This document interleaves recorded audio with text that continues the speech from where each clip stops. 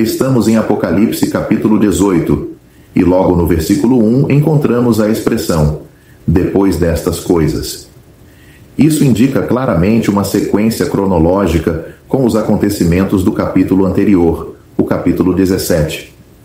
Essa expressão ocorre 10 vezes ao longo do livro de Apocalipse, e em 4 dessas vezes, capítulo 1, capítulo 19, capítulo 4, versículo 1, parte B, capítulo 9, versículo 12 e capítulo 20, versículo 3, é inegável que os eventos seguem uma ordem temporal. Em outras 6 ocasiões, capítulo 4, versículo 1, parte A, capítulo 7, versículos 1 e 9, capítulo 15, versículo 5, capítulo 18, versículo 1 e capítulo 19, versículo 1, embora apareça com verbos de percepção, a análise atenta mostra que as visões são apresentadas nesta ordem porque refletem a sequência dos próprios acontecimentos. Portanto, podemos concluir com base no texto que os eventos de Apocalipse, capítulo 18, seguem no tempo aqueles de Apocalipse, capítulo 17. Quando consideramos a possibilidade de 2 juízos distintos, percebemos que é necessário muito mais do que uma simples frase introdutória para estabelecer isso. Mas os detalhes do texto oferecem razões sólidas para essa distinção. Primeiro, vemos que 2 entidades diferentes são julgadas. Em Apocalipse capítulo 17, o julgamento recai sobre uma mulher chamada de a Grande Meretriz, identificada como um mistério e chamada de Babilônia a Grande. Trata-se do sistema religioso apóstata, culminando no catolicismo romano como a forma final da Babilônia religiosa. Já em Apocalipse capítulo 18, o alvo do juízo é uma cidade chamada de a Grande Cidade, e essa expressão aparece 5 vezes no capítulo. O tema aqui não é religião, mas comércio. Não há qualquer sugestão de que a palavra cidade deva ser entendida simbolicamente, e a palavra mistério desaparece completamente após Apocalipse capítulo 17, versículo 7. Segundo, os agentes do juízo são diferentes. Em Apocalipse capítulo 17, versículos 16 e 17, o Senhor usa a besta e os 10 reis para executar o juízo. Já no capítulo 18, o juízo é diretamente da parte de Deus. Antes mesmo do grande terremoto descrito em Apocalipse capítulo 16, versículo 9, vemos que os reis da terra lamentam a queda da cidade, versículo 9, o que demonstra que eles não participaram de sua destruição.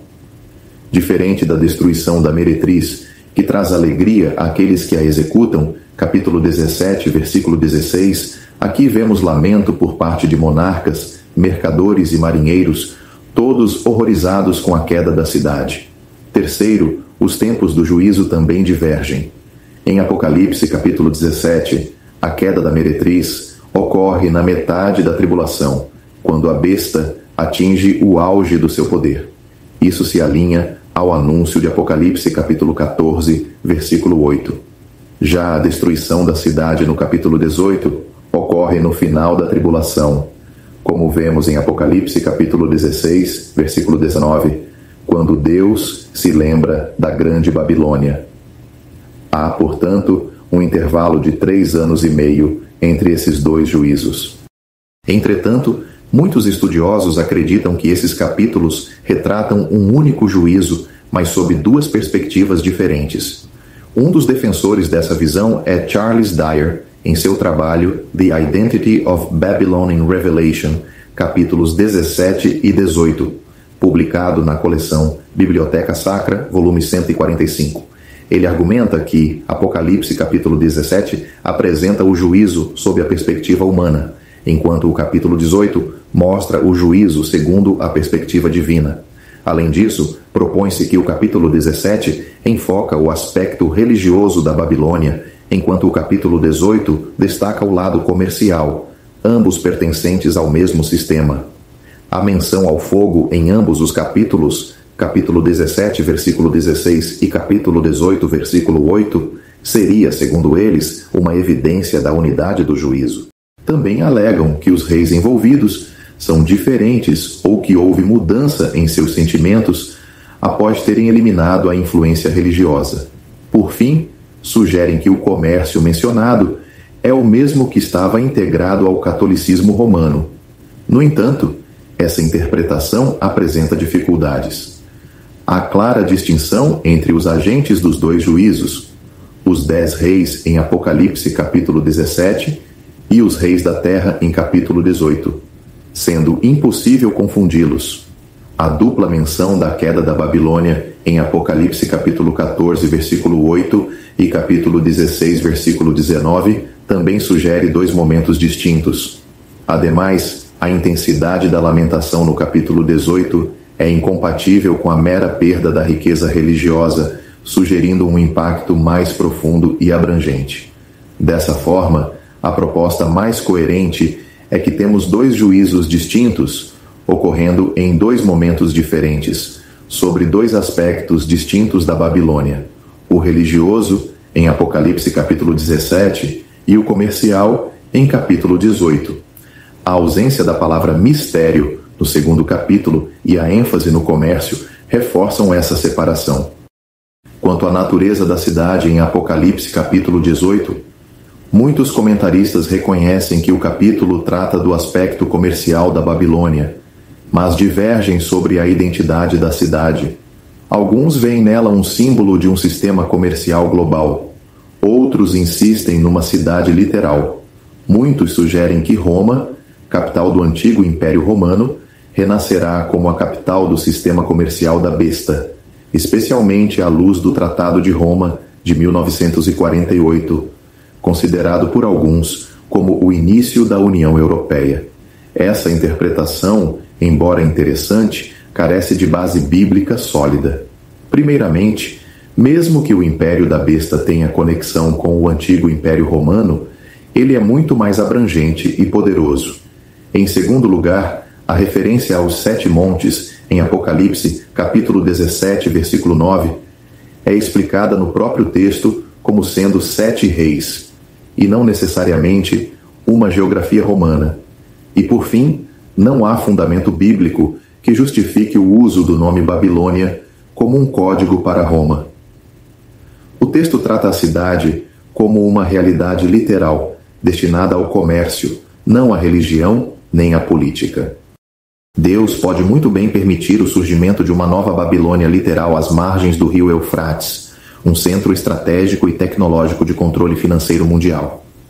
A linguagem forte de Apocalipse, capítulo 18, especialmente nos versículos 21 a 23, descreve uma destruição total e irreversível que só faz sentido se aplicada a uma cidade literal. Mesmo que essa cidade seja pequena inicialmente, ela rapidamente se tornaria o centro econômico mais poderoso do planeta. Alguns argumentam que as profecias de Isaías, capítulos 13 e 14, e de Jeremias, capítulos 50 a 54, sobre a destruição da Babilônia, já se cumpriram. Mas a história mostra que isso não é verdade. A antiga Babilônia nunca foi destruída da forma repentina e completa que esses textos exigem. Ela entrou em decadência ao longo dos séculos e, até recentemente, ainda existia como uma pequena vila. Dizer que essas profecias foram cumpridas seria, no mínimo, forçar tanto a história quanto as Escrituras. Assim, somos levados a concluir que essas profecias ainda aguardam cumprimento. E Apocalipse capítulo 18 descreve esse juízo futuro sobre uma Babilônia reconstruída, onde se cumprirão literalmente as profecias de Isaías e Jeremias. Jerusalém foi destruída e reconstruída muitas vezes. Por que não a Babilônia? O retorno do domínio da besta será acompanhado pelo ressurgimento de um centro comercial poderoso, e este centro será a Babilônia literal, restaurada e destruída no tempo determinado por Deus. No capítulo 18 do livro de Apocalipse, nos versículos de 1 a 24, o apóstolo João descreve uma nova visão que começa com a expressão "depois destas coisas". Trata-se de uma sequência profética que se segue à revelação do capítulo anterior. Ele vê outro anjo descendo do céu, claramente diferente daquele mencionado em Apocalipse capítulo 17, versículo 1. Esse anjo não é um dos 7 que seguravam as taças no capítulo 15, Versículo 1. Mas sim alguém com uma missão grandiosa, enviado diretamente da presença de Deus. A sua autoridade é tão imponente que a terra se ilumina com o resplendor da sua glória. Henry Barclay Swett comentou que esse anjo saiu tão recentemente da presença divina que sua passagem lança luz sobre a terra sombria.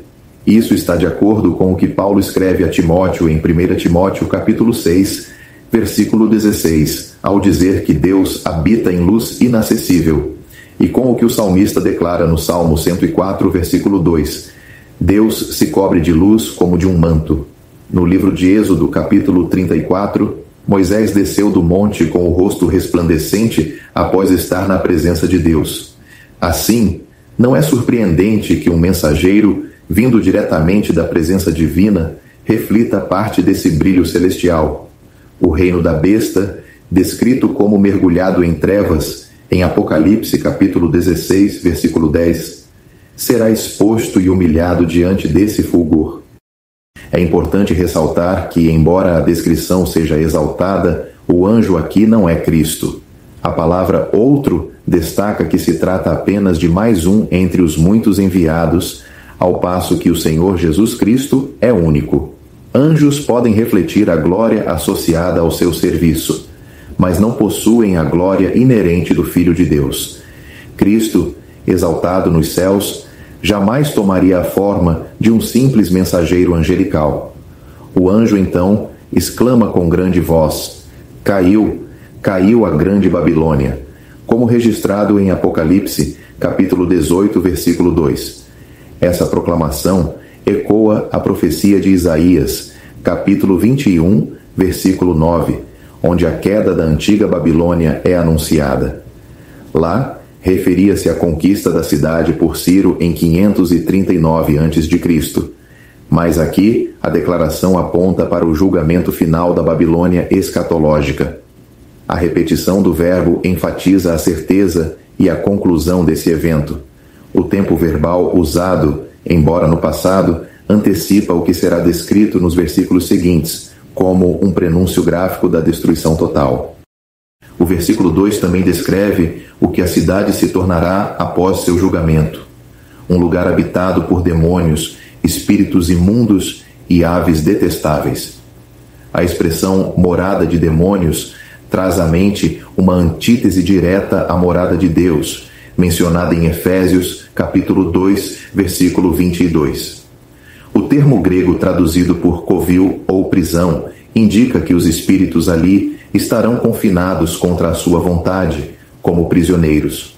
Jeremias, capítulo 5, versículo 27, usa a figura de aves em uma gaiola para descrever a corrupção social de seus dias. Isaías, no capítulo 34, e o Senhor Jesus Cristo, na parábola do semeador em Mateus, capítulo 13, também utilizaram a figura de aves para simbolizar forças hostis. Aqui, tais agentes espirituais e naturais que cooperaram com Satanás serão todos encerrados nesse lugar de condenação. No versículo 3, são dadas 3 razões para o juízo divino sobre a Babilônia. Primeiro, a magnitude do seu pecado. Todas as nações beberam do vinho da sua prostituição. Esse vinho representa o estilo de vida sedutor e corrompido, que agora se volta contra eles como a ira da prostituição. Isso remete ao capítulo 13, versículos 4 e 16 a 17, onde adorar a besta se torna essencial para a sobrevivência. Em segundo lugar, a natureza do pecado da Babilônia se manifesta nas alianças políticas e morais dos reis da terra. Eles se venderam em troca de poder, negociando todo o princípio moral. E em terceiro lugar, o resultado disso tudo: os mercadores da terra enriqueceram com o luxo excessivo de suas delícias. A palavra grega usada sugere um luxo desenfreado e uma força opulenta que domina. Essa mudança na economia mundial, com a centralização do comércio em Babilônia, cumpre a profecia de Zacarias, capítulo 5, versículos 5 a 11. No versículo 4, uma outra voz é ouvida do céu, chamando: Retirai-vos dela, povo meu. Esse apelo não vem do anjo anterior, mas de Cristo chamando os seus. A semelhança com os clamores dos profetas é notável. Jeremias, nos capítulos 50 e 51, exorta o povo de Israel a fugir da Babilônia literal. Isaías, no capítulo 52, versículo 11, também clama: retirai-vos, saí daí, não toqueis coisa imunda. Esse chamado agora é repetido, direcionado aos santos remanescentes dos dias finais, que precisam sair do sistema corrupto e rejeitar suas práticas e alianças, mesmo que isso custe a vida ou o sustento. O versículo 5 explica a razão desse chamado. Os pecados da Babilônia se acumularam até ao céu. A figura remete à Torre de Babel, em Gênesis capítulo 11, versículo 4. Os pecados aqui são como tijolos de uma construção que exige julgamento divino. A expressão Deus se lembrou é um hebraísmo, como em Gênesis capítulo 8, versículo 1, que indica que Deus agora agirá em resposta a esses pecados. O versículo 6 não é um chamado aos santos, mas sim aos agentes do juízo de Deus, possivelmente os vigiadores de Daniel, capítulo 4, versículo 17. A justiça, aqui aplicada, segue o princípio de retribuição, estabelecido em Levítico, capítulo 24, versículos 17 a 22. Olho por olho, dente por dente. A Babilônia deve receber em dobro, conforme suas obras. Como Jeremias escreveu no capítulo 50, versículo 29, pagai-lhe conforme a sua obra. No versículo 7, essa retribuição será proporcional à sua exaltação. Babilônia se glorificou e viveu em luxúria, em contraste com Cristo, que não se glorificou a si mesmo, conforme Hebreus, capítulo 5, versículo 5. O termo grego traduzido por viveu em delícias implica uma vida hedonista e sensual, ausente de qualquer valor espiritual. O tormento e o pranto serão a resposta divina à sua arrogância. A parte final do versículo 7 e o versículo 8 revelam a essência do desafio da Babilônia contra Deus. Ela diz em seu coração: estou assentada como rainha, não sou viúva e não verei o pranto. Isso ecoa Isaías, capítulo 47, versículos 7 e 8, onde a Babilônia antiga declara sua soberania e autoconfiança. Mas Deus responde com severidade no versículo 9. Estas duas coisas virão sobre ti num momento: perda de filhos e viuvez. O mesmo acontecerá aqui. A Babilônia desafia o céu, posicionando-se como consorte da besta, recusando crer na possibilidade de julgamento. No versículo 8, a sentença divina é clara: num só dia virão as suas pragas. Essa expressão se conecta às pragas das taças em Apocalipse capítulo 15, versículo 1. A destruição será rápida e total. A cidade será consumida pelo fogo, como profetizado por Jeremias, no capítulo 51, versículo 25. Eis que eu sou contra ti, ó monte destruidor, e te farei um monte de incêndio. A imagem do fogo simboliza o juízo absoluto e irrefutável. Assim, a queda da Grande Babilônia não é apenas uma narrativa histórica ou profética, mas um chamado urgente à separação espiritual, à fidelidade a Cristo e à rejeição total de um sistema corrompido que desafia abertamente a soberania de Deus. A sentença virá, e será justa, proporcional e definitiva, pois o Senhor Deus que a julga é forte. Em Apocalipse capítulo 18, versículos 9 e 10, é descrito o impacto global da queda da grande cidade, que representa a Babilônia. Essa cidade, símbolo do império comercial e espiritual da besta, tem sua destruição repentina vista como uma catástrofe mundial. Os sistemas econômicos e comerciais das nações estavam profundamente entrelaçados com ela, e sua queda provoca um lamento que ecoa por toda a terra. Ainda que outras cidades tenham sido afetadas pelos terremotos descritos na 7ª taça, em Apocalipse capítulo 16, versículos 18 a 20, havia uma expectativa entre os líderes mundiais de que a capital da besta, talvez por intervenção sobrenatural do falso profeta ou da própria besta, pudesse escapar desse juízo. No entanto, com o reino da besta mergulhado em trevas e sua capital em ruínas, um clamor angustiado se ergue. Primeiro dos reis da terra, os governantes que se deixaram seduzir pela luxúria e imoralidade da Babilônia. Em seguida, dos mercadores, conforme lemos nos versículos 11 a 17, que veem seus mercados desaparecerem diante de seus olhos. E por fim, dos marinheiros, nos versículos 17, parte final, até o 19, cuja sobrevivência estava ligada ao comércio dessa cidade. Essa lamentação tem paralelos claros com a destruição de Tiro, descrita no livro do profeta Ezequiel, capítulo 27, onde os mesmos grupos, reis, mercadores e marinheiros, choram a queda de uma capital comercial. A expressão reis da terra em Apocalipse 18, versículo 9, é abrangente. Ela inclui os 10 reis subordinados à besta, como está em Apocalipse capítulo 17, versículo 12, mas também outros governantes do mundo, como mencionado nos versículos 3 e 2 do mesmo capítulo. Esses líderes traíram princípios de justiça ao se envolverem em alianças corruptas com a Babilônia, buscando os prazeres e o luxo que ela oferecia. A repetição do verbo "e em delícias esteve", presente tanto aqui quanto no versículo 7, mostra o estilo de vida indulgente e sensual que marcaram esses governantes. Ao assistirem pela televisão, como se estivessem diante de uma imensa fogueira funerária, veem consumirem-se ali todas as suas esperanças. A palavra grega usada para chorarão transmite a ideia de um lamento audível e intenso.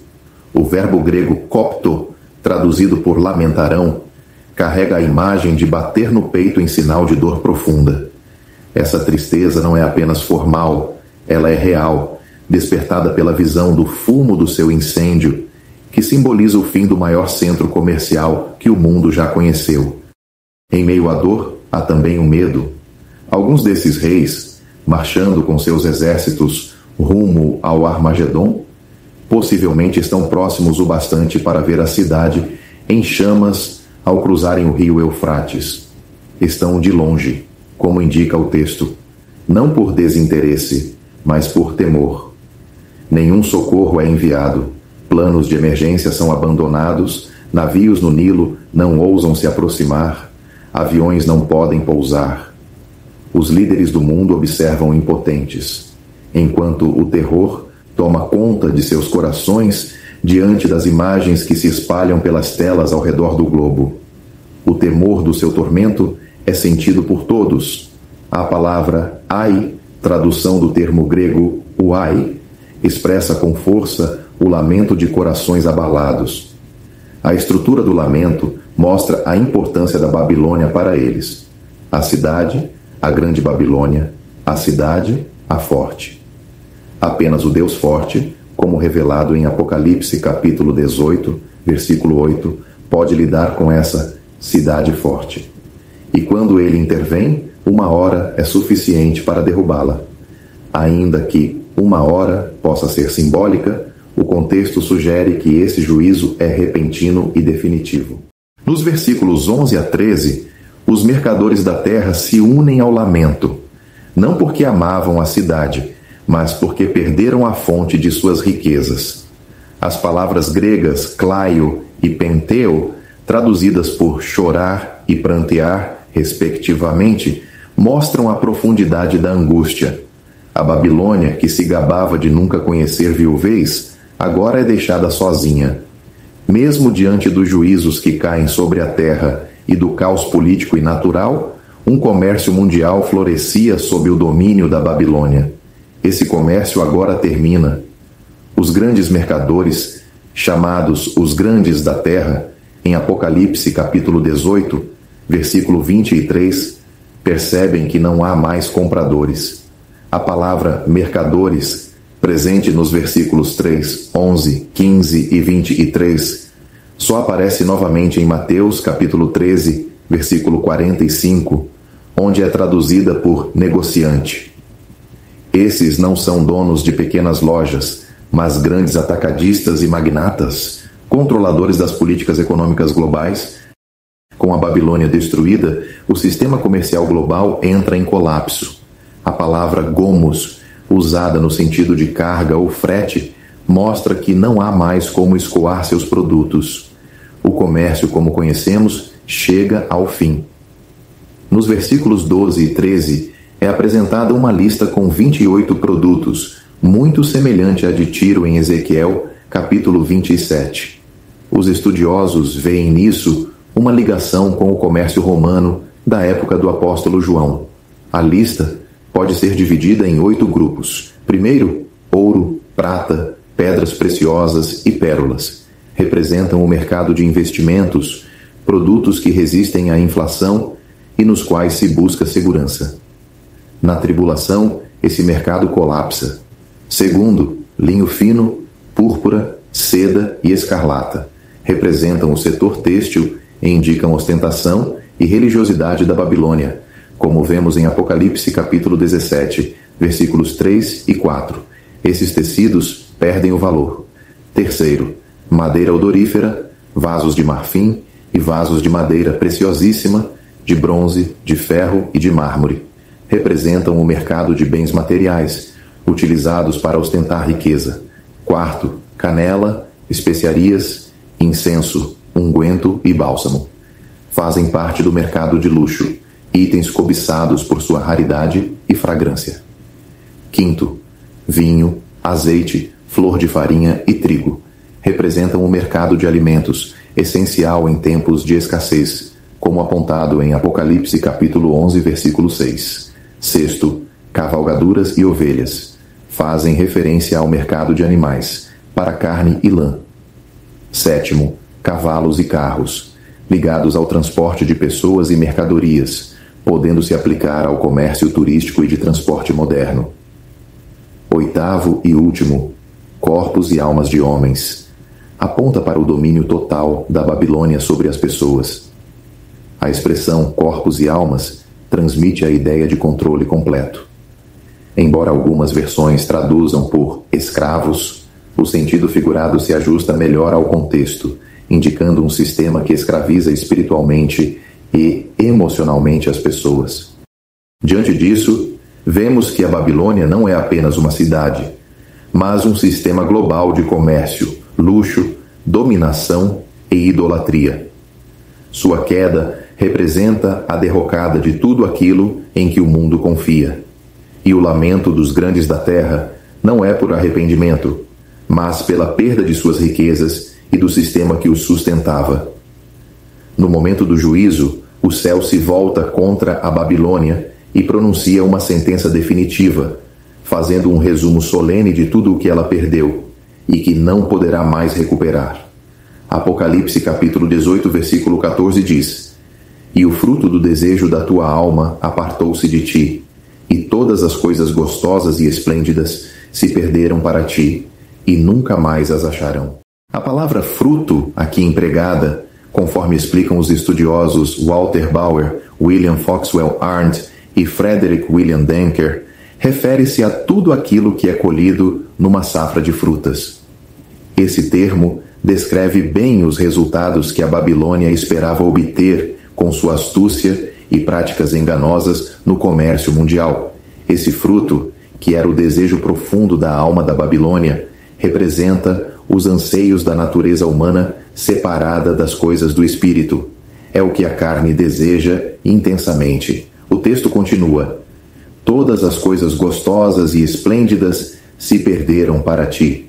A palavra gostosas, que na versão Almeida Revista e Atualizada é traduzida como delicadas, fala de tudo o que é suntuoso, luxuoso, aquilo que o coração não regenerado tanto almeja. Embora essa palavra só apareça aqui no Novo Testamento, ela é utilizada na Septuaginta em textos como Juízes, capítulo 3, versículo 29, Neemias, capítulo 9, versículo 35, e Isaías, capítulo 30, versículo 23, significando gordura, o que pode indicar um gosto refinado por comidas caras e estilos de vida luxuosos. A palavra esplêndidas remete a tudo que brilha e agrada aos olhos. Em Tiago, capítulo 2, versículo 2, esse termo é associado a vestes dispendiosas e ostensivas.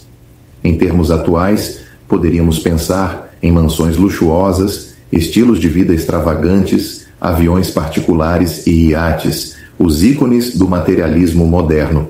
A Babilônia era um centro que fornecia tudo isso em abundância, mas agora, sob o juízo de Deus, todas essas coisas foram embora. O texto emprega dois verbos diferentes para expressar essa realidade. Apartou-se vem do grego aperchomai, que quer dizer simplesmente que algo foi embora e não está mais ali. Já se perderam vem do verbo apolume, que é mais intenso e transmite a ideia de destruição irreversível. Esses objetos de riqueza e prazer se foram para sempre. E enquanto os homens assistem à destruição da Babilônia, não ousam esperar que ela se recupere. A sentença do céu é clara e definitiva.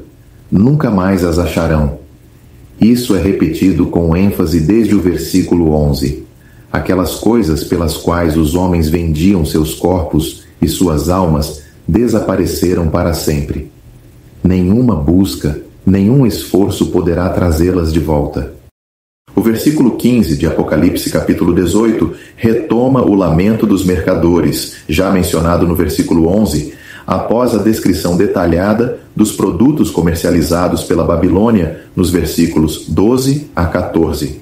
A expressão "os mercadores destas coisas" mostra que não eram apenas vendedores de bens consumíveis, mas monopolistas dos desejos humanos, os senhores do luxo e do brilho enganoso.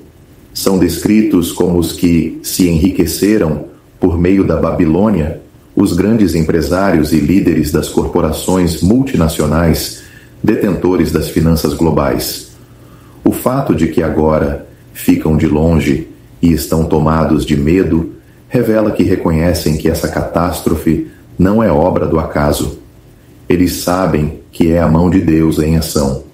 A certeza da irreversibilidade do juízo divino é o que motiva seu choro e pranto. Nos versículos 16 e 17, a lamentação dos mercadores ecoa a dos reis, vista no versículo 10, mas com nuances distintas. Para os reis, a Babilônia era a grande cidade, a poderosa, mas os mercadores a viam como vestida de linho fino, de púrpura e de escarlata, e adornada com ouro, pedras preciosas e pérolas. Cada grupo lamenta conforme seu interesse. Os reis choram a perda de poder político, os mercadores a perda de luxo e prosperidade. A descrição simbólica da Babilônia aqui repete a figura da meretriz em Apocalipse, capítulo 17, versículo 4, e isso não deve causar estranhamento. As características sedutoras da Babilônia, tanto na esfera religiosa quanto comercial, são as mesmas: pompa, ostentação, sensualidade, riqueza. O juízo de Deus, que vem repentinamente em uma hora, causa um lamento profundo, mas não há arrependimento, apenas tristeza pela riqueza perdida. O verbo grego eremou, traduzido como foram assoladas, também aparece em Apocalipse capítulo 17, versículo 16, com relação à meretriz, a porão desolada. Aqui, o sujeito do verbo é a fortuna. Tantas riquezas foram assoladas. Os mercadores não lamentam a cidade em si, mas a perda de sua fortuna. No final do versículo 17 e todo o versículo 18, um terceiro grupo se junta ao lamento. São os que viviam da indústria de transporte e navegação. Nestes versículos são mencionadas 4 categorias. Primeiramente temos os pilotos, que podem simbolizar os grandes magnatas da navegação. A palavra grega kubernetes significa literalmente timoneiro ou piloto, como se vê em Atos capítulo 27, versículo 11. Em seguida, temos os passageiros, ou todos os que navegam em naus. Conforme a versão Bíblia Viva, refere-se a todos os que navegam para qualquer porto, os que usufruem dos serviços providos pela Babilônia, seja por mar, seja por ar. Depois, temos os marinheiros, cujo sustento dependia da indústria de transporte e que eram mão de obra vital para o funcionamento do sistema comercial babilônico. E, por fim, temos os trabalhadores do mar, ou todos os que vivem do mar, o que inclui não apenas marinheiros, mas também outros envolvidos em indústrias relacionadas, construção naval, estivadores e demais trabalhadores ligados ao transporte. Embora a Babilônia, do ponto de vista geográfico, não fosse um porto marítimo, mas sim fluvial, sua influência como centro financeiro impactava toda a indústria mundial de transporte. No século I, o apóstolo João usa uma linguagem acessível para ilustrar esse domínio. Hoje, podemos entender isso como um centro global de comércio e transporte, situado estrategicamente, possivelmente reconstruído no mesmo local da antiga Babilônia e próximo aos centros produtores de petróleo. Muitas indústrias altamente especializadas dependerão dessa cidade, e multidões ganharão seu sustento por meio dela.